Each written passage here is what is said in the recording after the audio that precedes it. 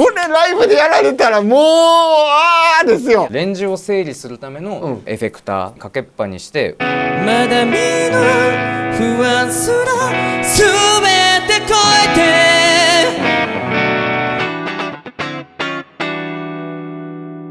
はいどうも始まりました。本日スペシャルゲスト横山くんです。よろしくお願いします。よろしくお願いします。わあ横山くん、感覚ピエロっていう番組です。横山です。よろしくお願いします。ギターボーカルめちゃめちゃかっこいいんですけど、まさか一緒に動画を撮れる日が来るなんて。いやでも僕はマジでずっと見てたんですよ。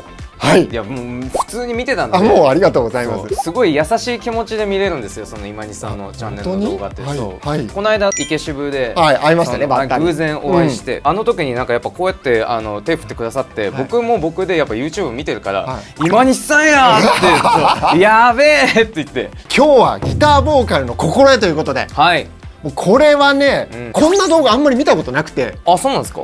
なんかあんまりなくないですか。そのギターの弾き方だとかボーカルの歌い方っていうのはあると思うんですけども、ギターボーカルって歌もやるしギターもやるけど、もう一人おそらくメインのギターってほぼほぼいるじゃないですか。リードギターってやつですね。そういらっしゃる中で、どういうことを考えながらギターボーカルの人は音作りをやっていたり。そうこれね、ギターボーカルってギター弾いて両方の手使ってるし、なんならこっちで足踏み替えてるし、だったらこう歌って頭では歌詞考えてるみたいなスーパーマルチタスクじゃないですか。めちゃめちゃマルチタスクだから、俺もう全てのギターボーカルの人はもっと称賛されるべきだと思ってなんか今日お伝えできたらいいな。いやよろしくお願いします。お願いします。じゃあ早速やっていきましょうか。で見てくださってる方には、いろんな初心者、これから例えば学園祭とかライブで初めてギターボーカルやるっていう方もいらっしゃれば、割と普段やってるけど、プロの方はどういうことを考えながらやってるんだろうみたいな方もいらっしゃると思うので、割と基本的なことからちょっと最終的にはテクニカルなことまでお伺いできればなと。なるほど。じゃあまず処方の処方としては、もう弾く前の段階なんですけど、歌うこととギターを弾くことの練習一回分けようっていうのはなんかそう。歌いながら例えばやるじゃないですか「会見」とかこうやるんですけど、そうすると歌につられてこっちもなんかめっちゃ強くなっちゃうみたいな、知らないうちにってこう割とこうなっちゃうパターンってあるんですけど、ギターが達者な方の演奏とかこう見てるとやっぱこうすごいなんかこっちはやっぱリラックスしてる。ギターはギターでこう自分がリラックスして弾けてる状態っていうのをまずやって。で歌は歌で「はー」ってこう練習して、でそれを合わせるっていう作業の3点を別で設けてみたらどうかなっていうのが1個あります。なるほど。当たり前だけど大事だ。じゃあ続いてはですね、立ってやりますから。鏡を置いて自分のギターを持ってる姿を見ましょうっていうこと。おお。でやっぱカッコつけてほしい。ここカッコつけるっていうことがそうめっちゃ大事だと。やっぱかっこよくないとギターボーカル恥ずかしがらずに鏡の前に立ってとかなんかすげえかっこつけて一回やってみて、かっこつけつつその自分が歌う時にストレスがない高さだといいなっていうふうに僕は思いますね。ね、横山くん、ちょっと一旦横山くんの歌を聞きたいんですけど、これからいろいろ続いていくと思うんですけども、ちょっとギターボーカルなんかまずその2つだけでもちょっとそれを聞きながらちょっと軽くいいですか。わかりました。行ってみましょうか。はい。遥か未来へ今駆け出したんだ、まだ見ぬ不安すら全て超えて、あの日描いた僕が僕であるために、いつの日かページの続けが今日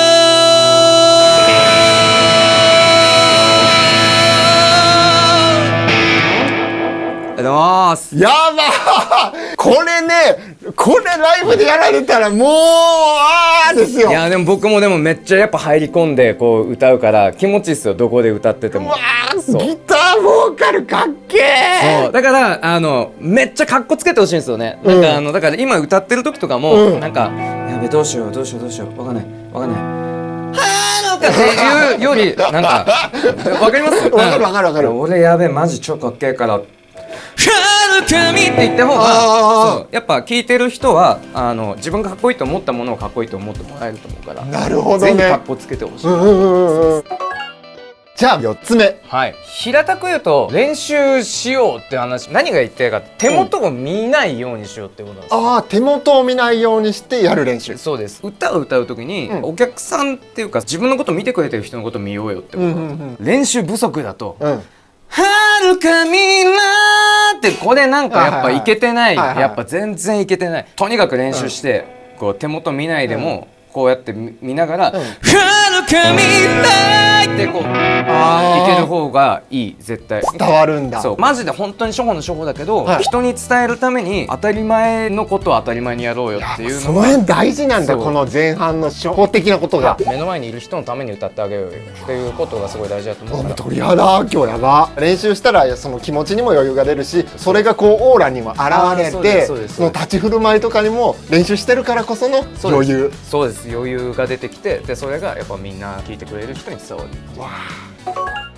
今までのは、家で一人でやってる時の話だったんですけど、実際にバンドが鳴っててこうやるわけじゃないですか。の時に、スタジオに入って音を作る時、音作り、そう、ギター単体で音を作るんじゃなくて、歌いながら音をしっかり調整していこうっていう。例えばですけど、そのギターだけで気持ちいい音を作ろうってもし例えばなったとして、ギターだけ音鳴らしてたら、例えばですけど、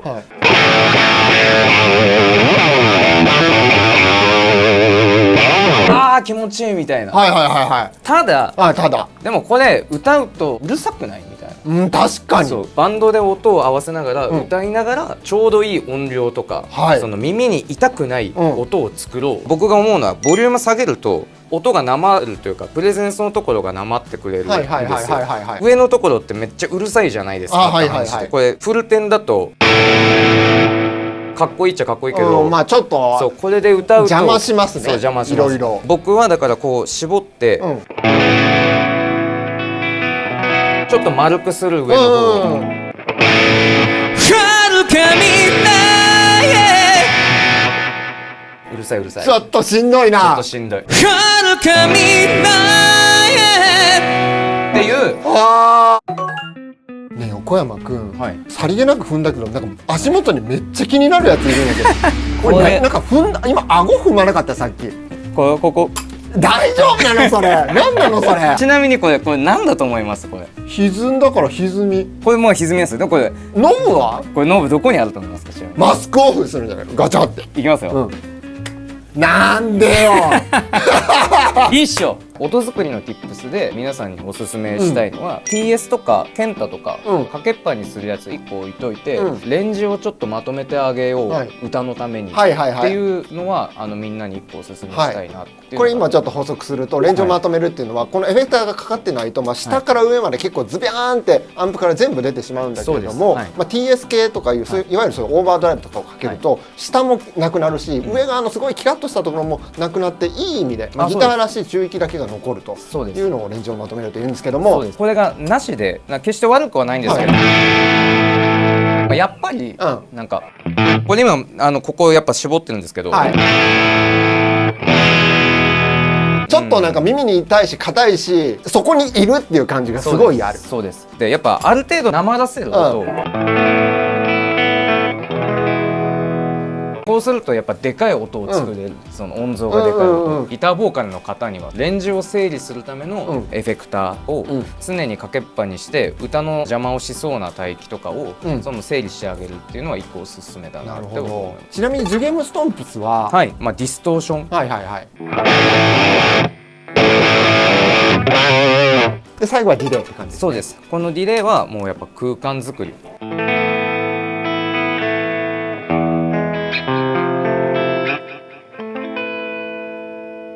これが、これだからもう絶対大事。空間を絶対大事。絶対大事。空間を作るっていうことを。ギターボーカルも空間だ、当たり前か。もう空間演出ですよ。もうこれはディレイが空間がない時、遥か未来へ、悪くはない。遥か未来へ、今駆け出したんだっていう。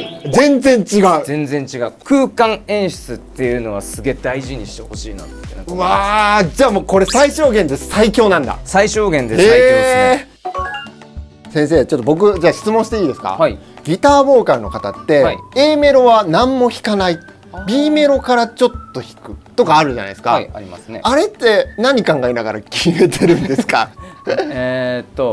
なんか僕が思うに、はい、イントロはこうバーンって弾いて、でA メロ入った時に一旦こう落として、要はその後にやってくるサビを、うわーってサビになった瞬間ブワーって盛り上げるために一回バンドとしてもトーンを落とすと思うんですけども、そこであえてこう弾かないところを作ってらっしゃるんだろうなと思ってるんですけれども、合ってますか？合ってます。おお、やったね。楽曲そのまあアレンジの話にもなってくるんであれなんですけど、そのこうずっとこうなんか何かが鳴り続けてるよりも、はい、1個例えば音がなくなって、はい、その要はサビとかでバッて出てきた方が、はい、なんかこう盛り上がるじゃないですか、音が盛り上がるじゃないですか、ギターボーカルだからずっとギター弾いてなきゃいけないっていうよりもなんか休む時はこう休んで、はい、そのリードギターに任せてでこうバーって盛り上がるところで自分も弾いていこうっていう風にした方が曲が盛り上がる。ああ、なるほど。そう、聞きたいことがいっぱい出てきた今、はい、で、じゃあその時のこのステージングとかポージングとか弾かない A メロってどんな感じなんですか？弾かない。これよく見るパターン、はい、手持ち無沙汰になっちゃうパターン。はい、そう思った。そうなんか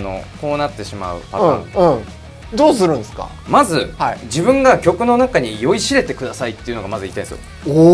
歌ってる曲の歌詞があるじゃないですか、例えばなんか恋愛してる曲だとしましょう、はい、でそうしたら誰かの心をつかみたいからこういうことだとか、そうこういうことだったりお客さんをなんか誰かこう、指さしてみたりとか、例えばなんかねギターをこう後ろにしちゃったりしてね、かっこいい。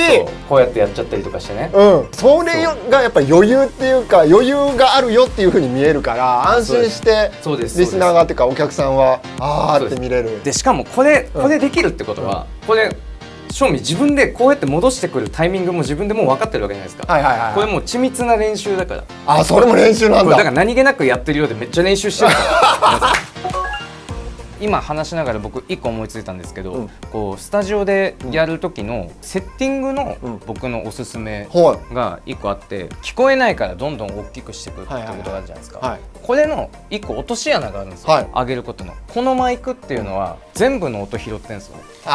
後ろで鳴ってるドラムとかね、ここに鳴ってるギターだとか、これをこのマイクの音量上げれば上げるほど、この部屋で鳴ってる楽器の音ってやっぱ全部上がってくるんですよ。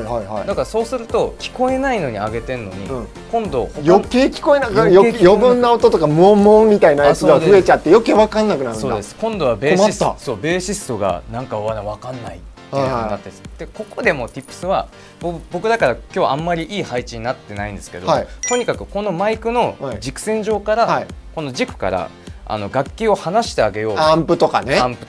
でドラムとかもなるべくなんか工夫しようっていう風にした方が僕はいいと思います。それ大事だ。リハーサルスタジオってね、やっぱりそんなに大きいだだっ広い部屋でねやれるわけでも毎回そうではないと思うので、それ大事ですね。本当に狭いところでうるさい時はもうこうやっちゃいますね。そんなにこうやってこういう風にしますね。下から口を狙うんだ。そうですで要はそうすると軸がこっち行くじゃないですか。そのドラムのその軸にはかかないから、そうすると上げても音が要は自分の声が聞こえてくるっていうような状況を作れる。なるほど、それはすごいわ。じゃあ最後に横山くんに演奏していただきたいなと思うんですけれども、今回の動画、ためになった、なるほどなと思った方はぜひ今高評価、そしてチャンネル登録まだの人はチャンネル登録していただけるとめちゃめちゃ嬉しいです。ぜひよろしくお願いします。お願いします。じゃあ横山くん、最後に、皆さんも今まで聞いたことをそんなことやってんだっていうのをイメージしながら見ていただければと思うんですけれども、何か一曲いただいてもよろしいでしょうか。じゃあ歌わさせていただきます。お願いします。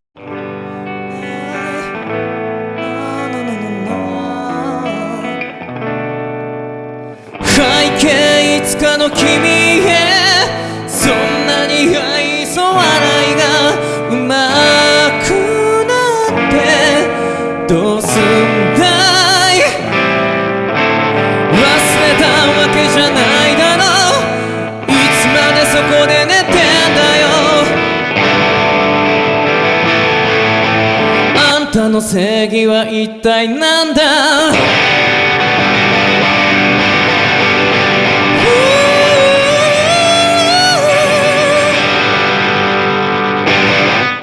ありがとうございます。やばいわ、これなんかもう一緒にいるステージにいるギタリストだったらめっちゃテンション上がるし、マジっすか。うわ行くぞってなる。そうギターボーカルの魂を歌がやっぱ一番魂乗ってるから、歌に一番魂を込めて、やっぱバンドのメンバー引っ張ってやる、テンション上げてやろうよっていうのもあるから。ギターボーカルかっこいい、すごい。今回来てくださった横山くんのバンド感覚ピエロ、そして横山くんの SNS も載ってますので、ぜひ皆さん概要欄チェックしてみてください。よろしくお願いします。今の曲も聴けます。本日スペシャルゲスト横山くんでした。ありがとうございました。ありがとうございました。それでは皆さんまたの動画です。